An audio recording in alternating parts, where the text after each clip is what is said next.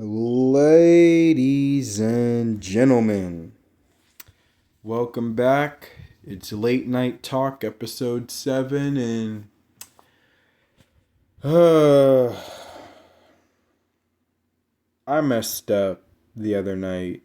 I messed up, man. I don't know why I didn't realize it, when I made the video, bro. And I didn't realize it until literally today. And the thing is, it's like I don't want to delete the video though.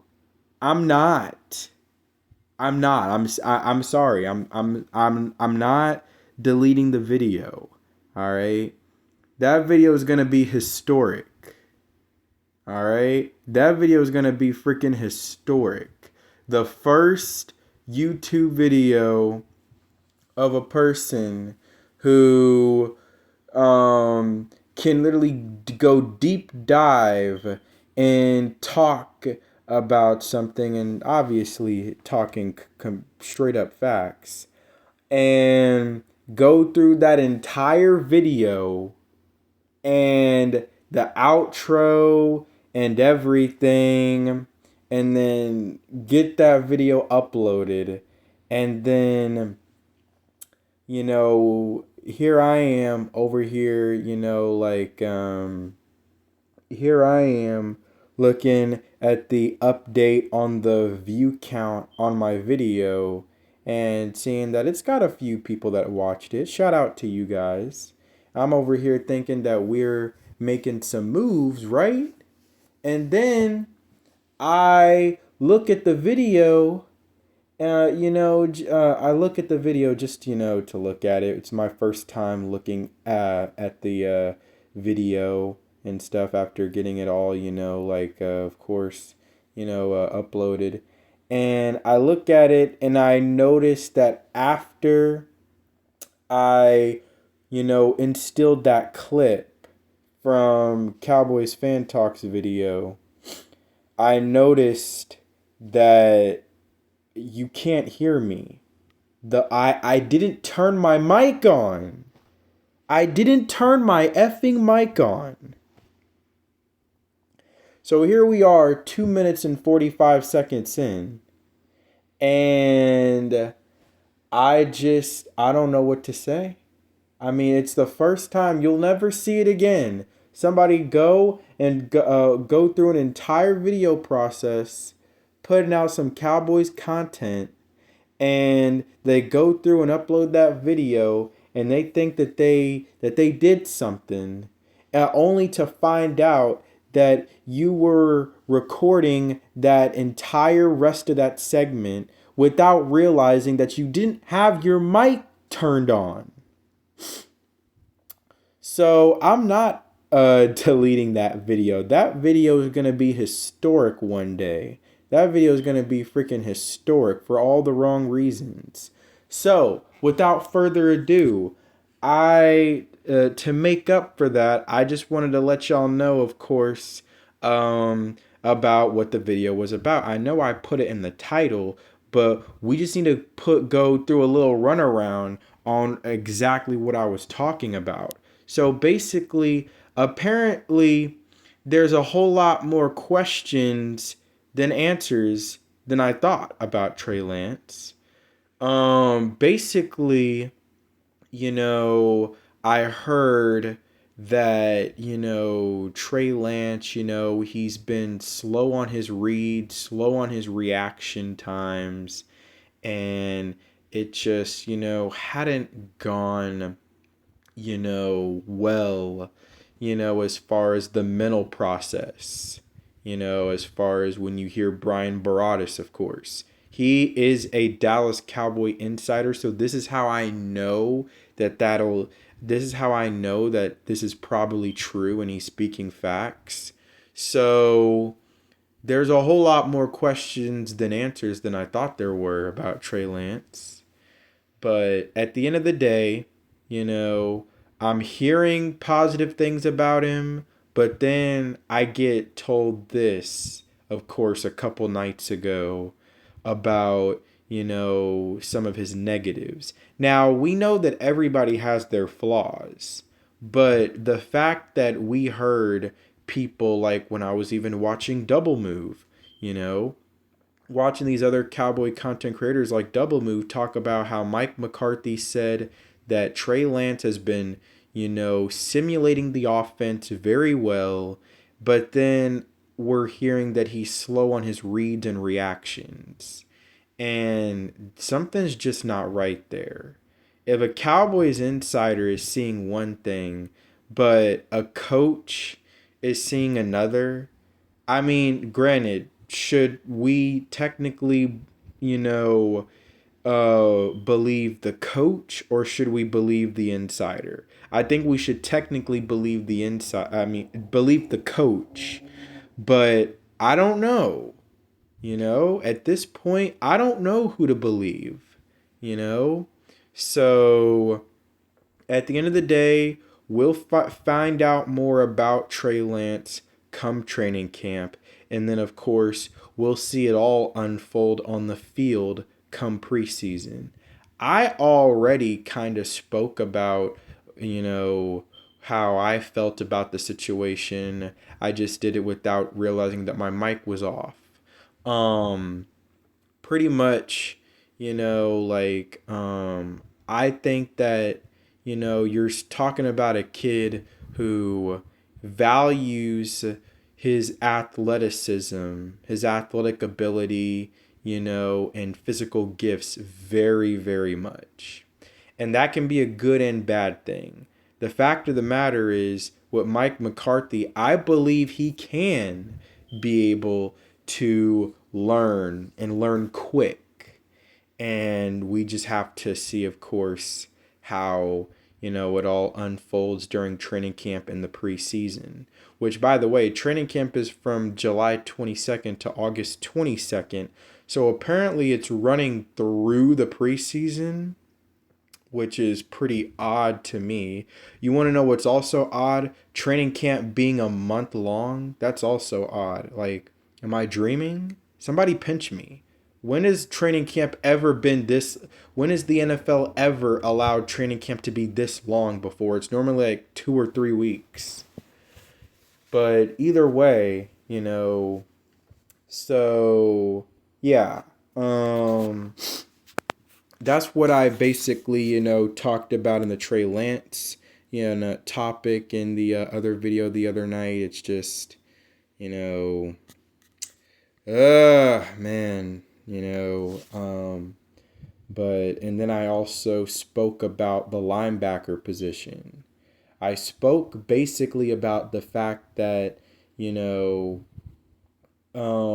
which this will lead to my next topic that we're going to talk about here in a second, because we just heard this news, earlier this afternoon or this morning.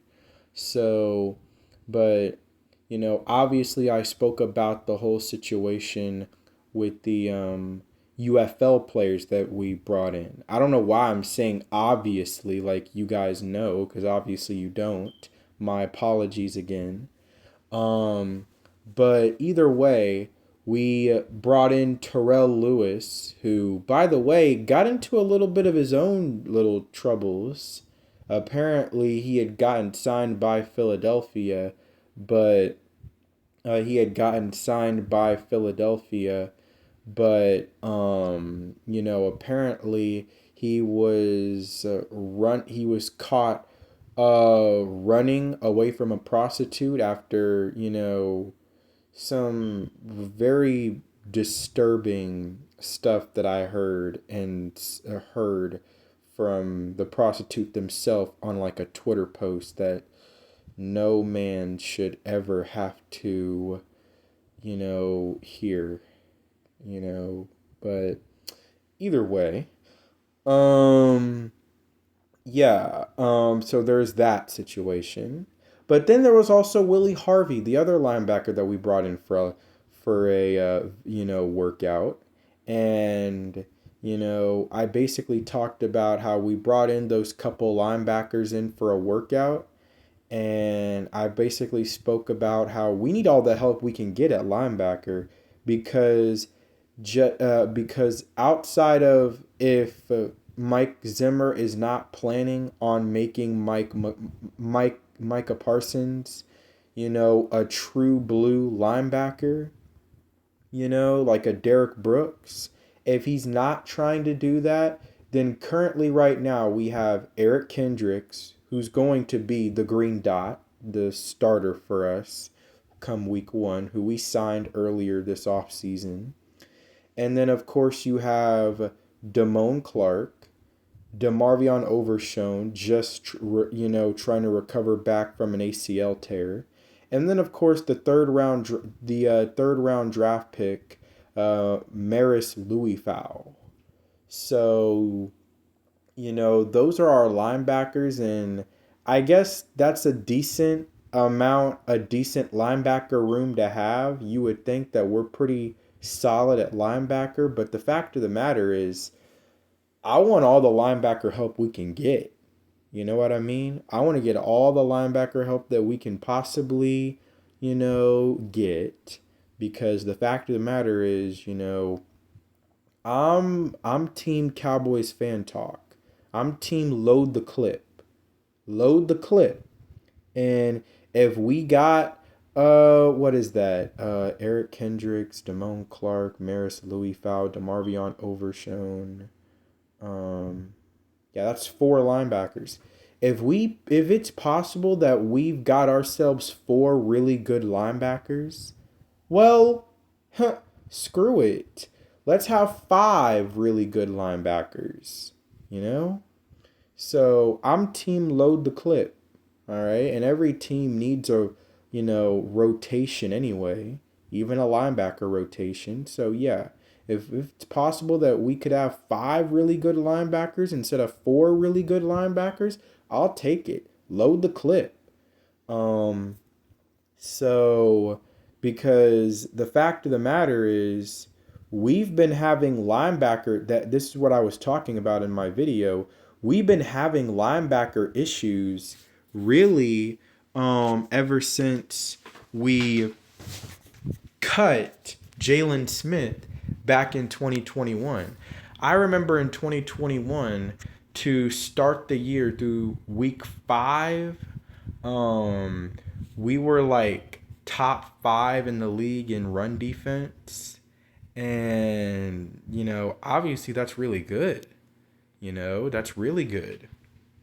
And it's like, okay, Dan Quinn has, pitched in, and our run defense is no longer like the worst run defense in football, But then we cut Jalen Smith, and obviously I like Jalen Smith, man. I don't know if very many other people did, but I know I did. I like Jalen Smith, the thumper. But either way, like I liked what, he could, I loved what he could bring to the table in pass coverage at times, pass rush at times when he could blitz, inside and get to the quarterback. Kind of a mini Micah, just obviously nowhere close to as good at rushing the passer. But really, I would say, pretty decent he was. But either way, we cut him.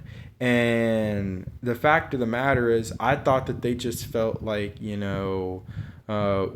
already had so many good linebackers and young linebackers on rookie deals that they felt like, hey, we can make do by, letting Jalen Smith go. But obviously we were missing him, because after he got cut, our run defense was never the same. Our run defense has never been the same since that. Now, I understand that Jalen Smith was also a part of that defense the year before that was the league's worst run defense. But he was a little banged up. He had some injuries. And it also doesn't help when, your partner in crime, Leighton Vander Esch, has a neck injury that leaves him out for most of the season, you know. So I mean, a lot of that, the odds were kind of stacked against him that year, but because we saw what our run defense was like when those two were together as a tandem, as a duo. But either way, yeah. So I was a little confused at the time, and I'm still confused. But because, like I said, ever since we made that move, cutting him, our run defense had never been the same. You know, more importantly, we've had a linebacker issue ever since we cut him.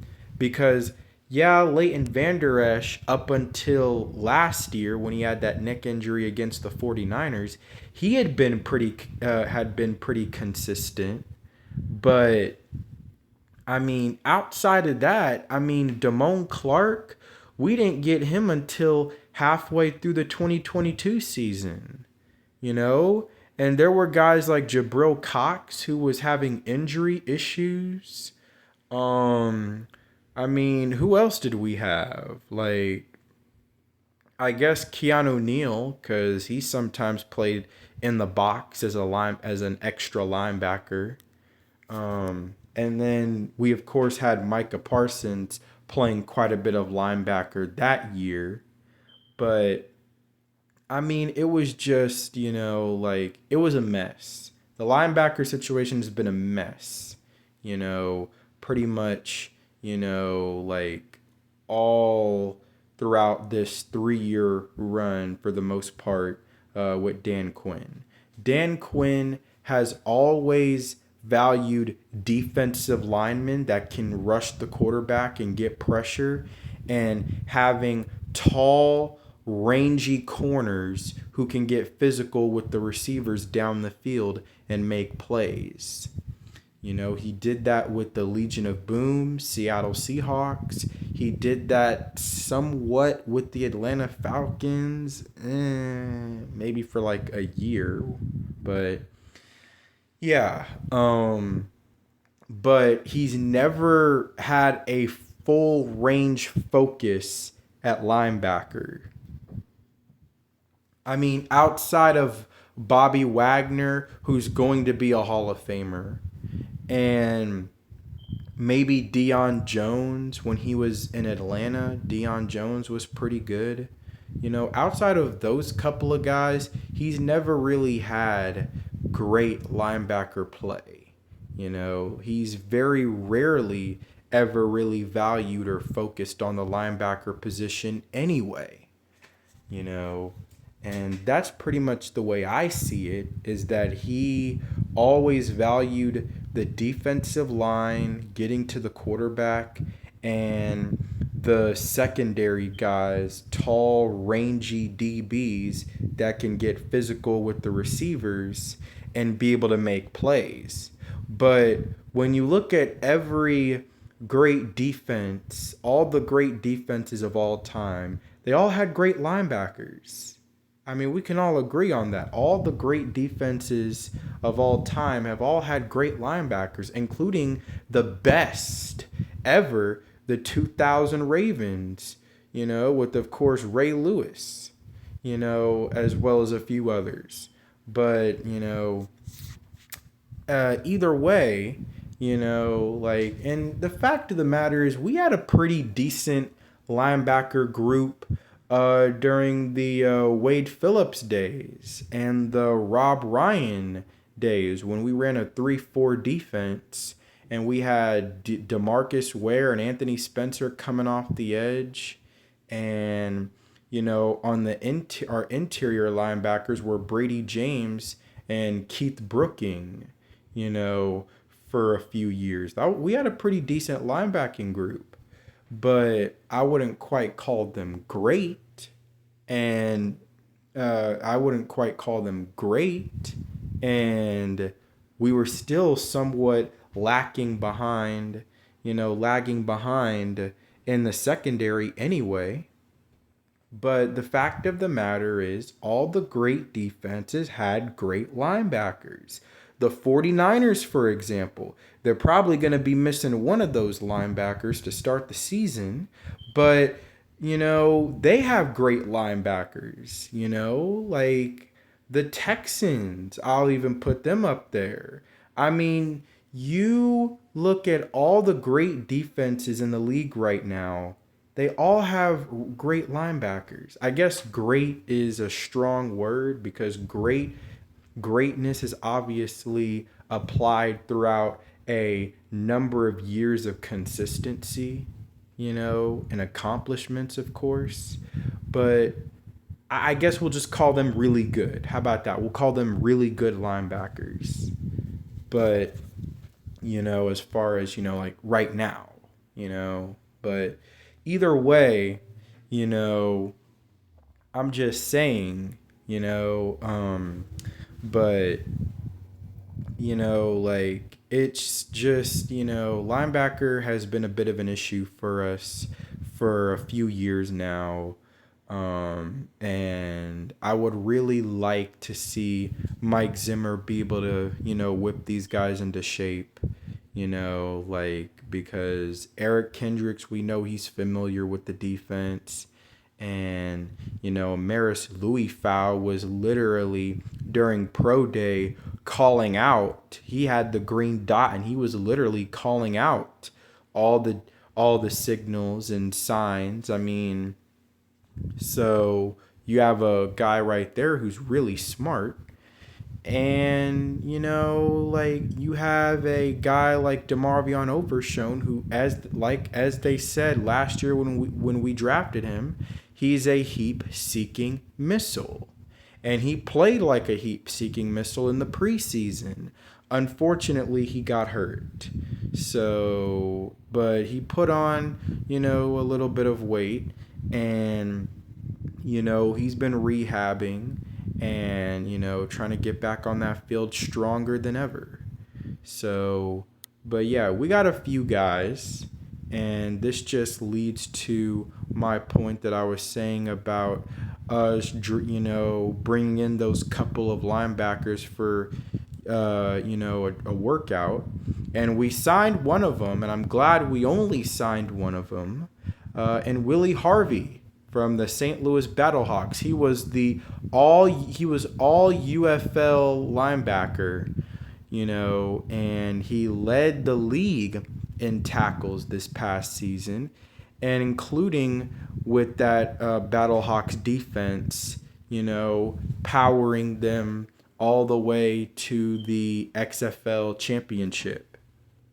Unfortunately, they just came up short. But either way, you have a guy who's 28 years old. Now, unlike a kid coming out of college who doesn't have his man body yet and isn't fully established yet, this guy right here is already developed. He's already got his man body, and he's already had NFL experience. He played for the Cleveland Browns in 2017 and 2018 before being waived. But look, I'm not going to put too much emphasis on a guy who was playing on a bad team, because we all know a lot of players' careers can get ruined by playing on a bad team. When you're on a bad team, it's going to make you look bad. I mean, that's just plain and simple. So, he hasn't been on a good team. I mean, outside of being on the St. Louis Battlehawks, which I guess they weren't too bad.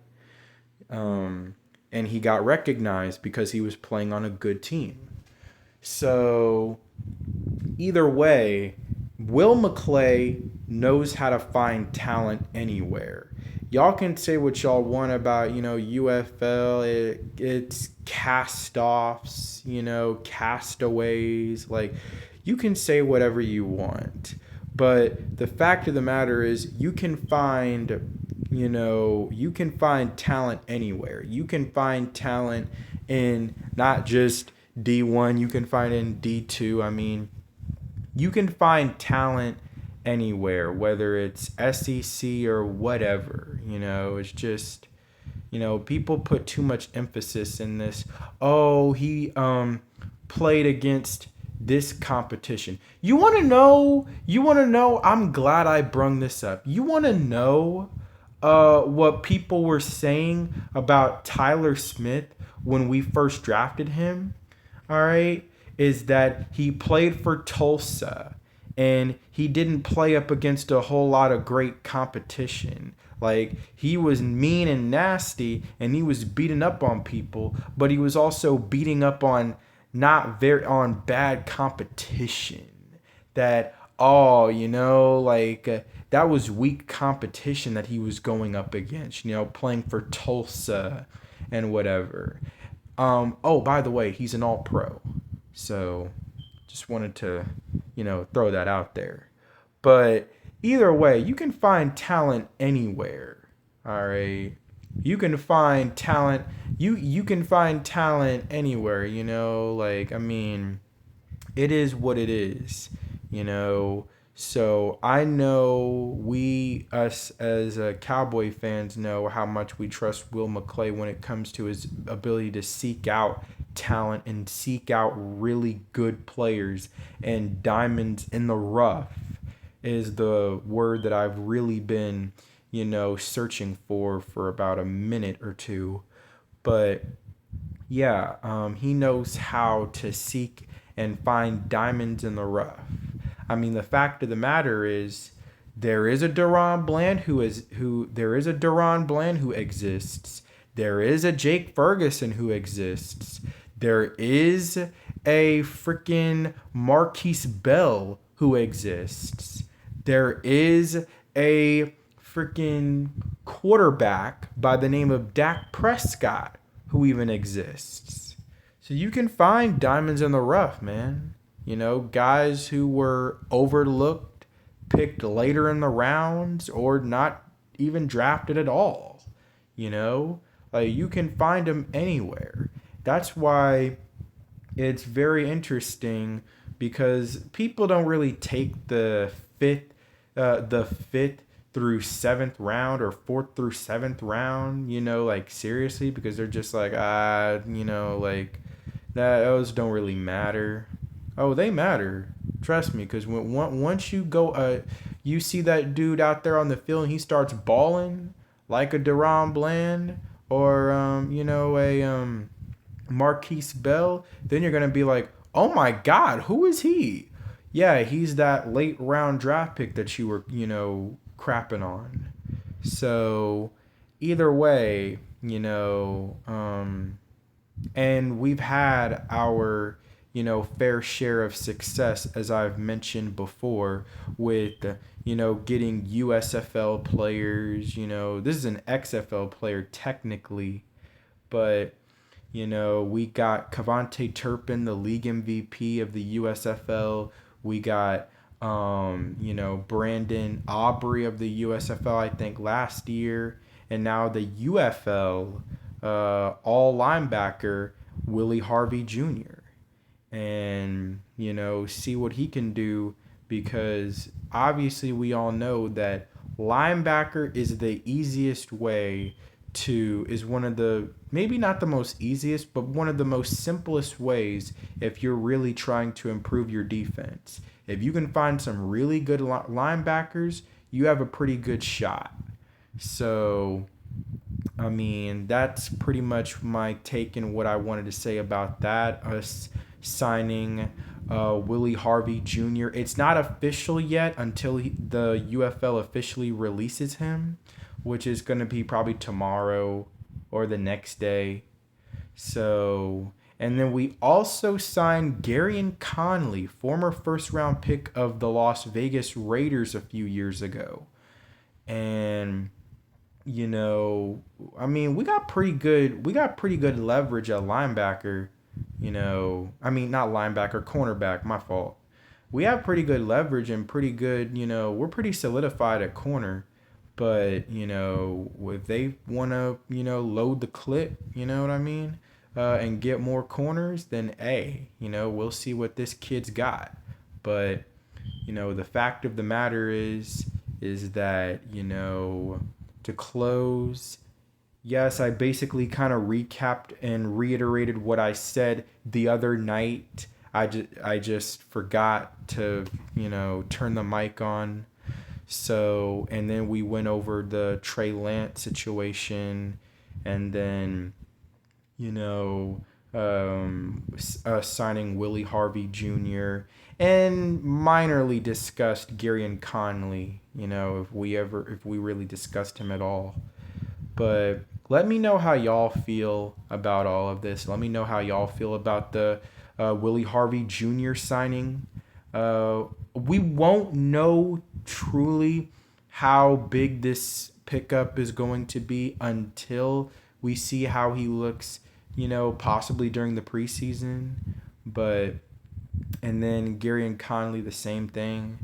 But, to all my audience and to all Cowboys Nation, this is Late Night Talk, episode 7. And we are out.